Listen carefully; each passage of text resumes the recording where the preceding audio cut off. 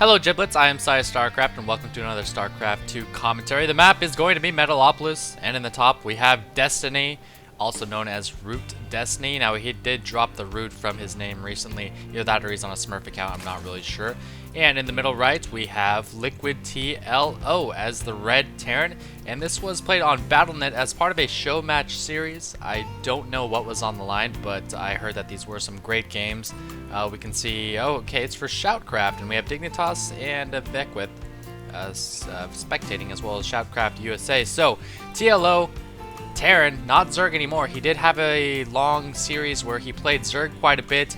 I felt like it didn't really suit his playstyle as well as Terran did, so I'm really glad he moved back to Terran. And Destiny, of course, the Infester Zerg, call him what you will, he is a pretty damn good player, man. Despite his bad mannerness and other controversial things about him, he's a hell of a lot of fun to watch. LiquidTLO, of course, in that same boat. So much fun. He is a nuker, man. If you are in a ZVT endgame with TLO, you got to expect some nukes. And the cool thing about TLO is he uses them positionally. He won't just go in, drop a nuke onto some hidden expansion or something like that. He will use them to gain position with his army, and it's really fun to watch. So this game, it doesn't look like it's going to go long enough to have the nukes, but I heard it was a good one regardless, so hopefully you guys enjoy it. TLO starting his barracks, and it looks like he did go gas first, so we can kind of expect a Hellion build out of this. And Destiny did scout TLO. I'm not sure if TLO saw that Overlord, but Destiny knows where TLO is. Hopefully he can get some kind of drone scout up the ramp here, maybe some Zergling scouts to see that these that he will indeed be going a Hellion build or maybe a Banshee build, something like that. Excuse me. I just ate, so I'm kind of phlegmy. I swear I didn't just, never mind. Destiny, meanwhile, did go gas first as well, so both of them going gas first, and it looks like he got the gas almost too soon. This is really unusual. He's only got 3 workers on gas, and as a result, he's not going to have 100 gas once his pool completes. I don't know if that was intentional, if that's just the timing that he has learned that's a little bit better than what he usually does, but usually the purpose of going gas first is just to get that 100 gas right as your pool finishes, so I'm kind of interested as to why he's doing it that way. What's the point of using that drone on the geyser so fast if you're just going to mine from it so slowly like that? But anyway, the speed is starting on his lings, and as a Zerg, you don't really want to pump out that many lings unless you're going to try for some crazy attack or something, but Destiny does have 2 lings out, Queen, speed on the way, and another hatchery. Meanwhile, TLO now dropping that factory. Now, no add-on, so it's going to be a 1-1-1, I'm assuming. We should see a pretty fast starport out of him.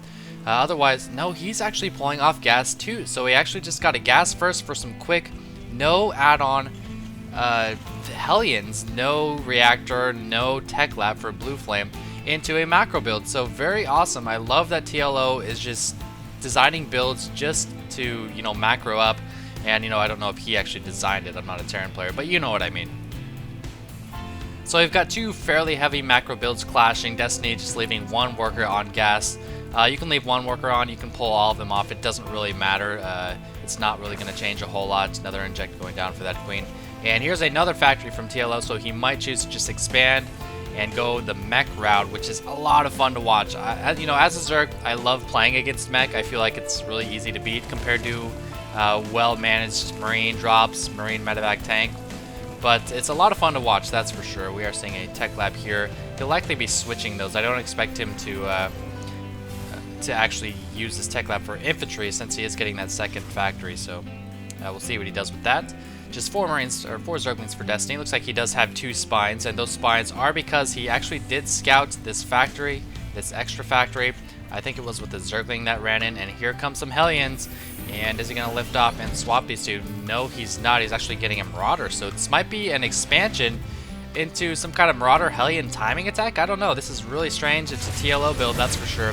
3 Hellions not going to be able to get up into that base. 1 spine is trying to produce, and it looks like they might just scoot past this spine over here. Oh, and they're going to toast 3 drones, 5 drones, and that is well worth it. I tell Terran players so much. Of course, they don't listen to me. That Hellions are so expendable. Run into mineral lines of the Zerg. They don't want you to do that. Even with 2 spines or 1 spine, you can do so much damage just by suiciding your Hellions, and that's exactly what TLO did.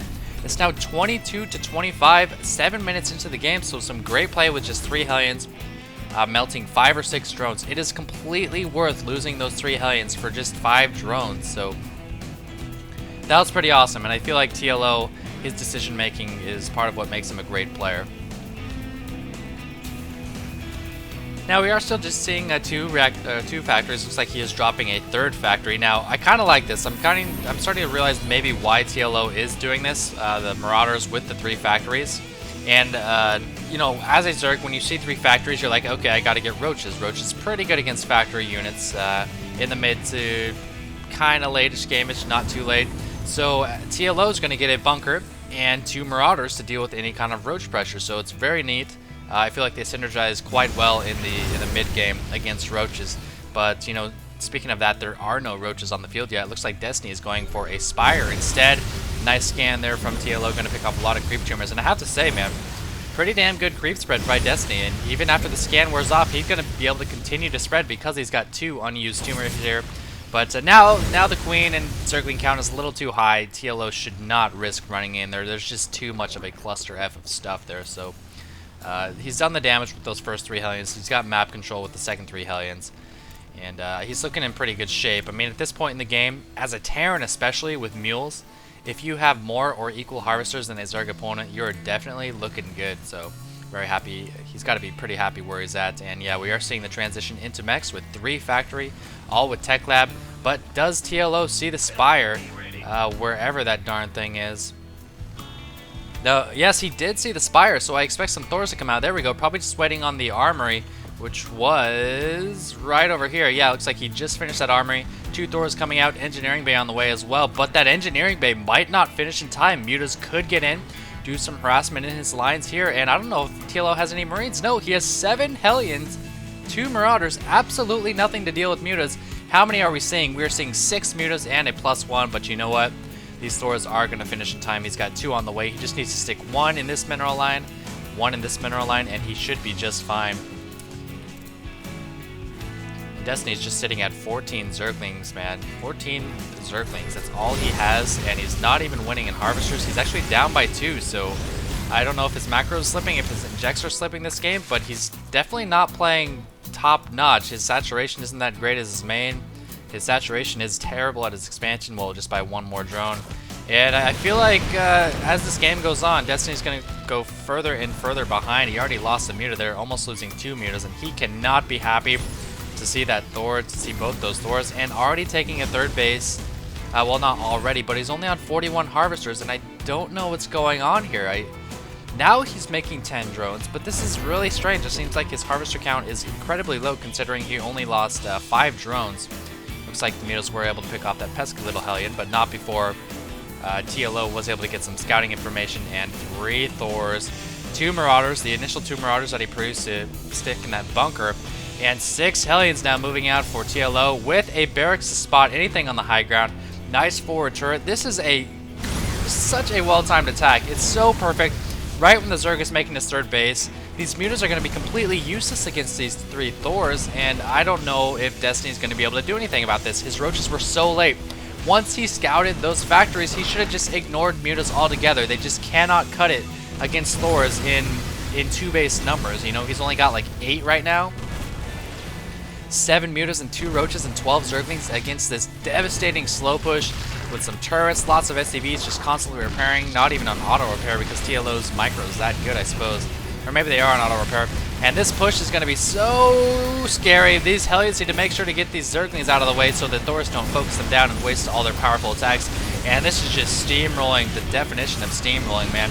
Destiny frantically trying to rally units. 6 more Roaches on the way. Here comes the Mutas with the magic box, but there's just not enough of them. Only about 7 Roaches. Is he going to be able to clean this up? He's got more Roaches rallying. This Hellion's still alive, just soaking up some damage. And a Mule even being dropped down by TLO.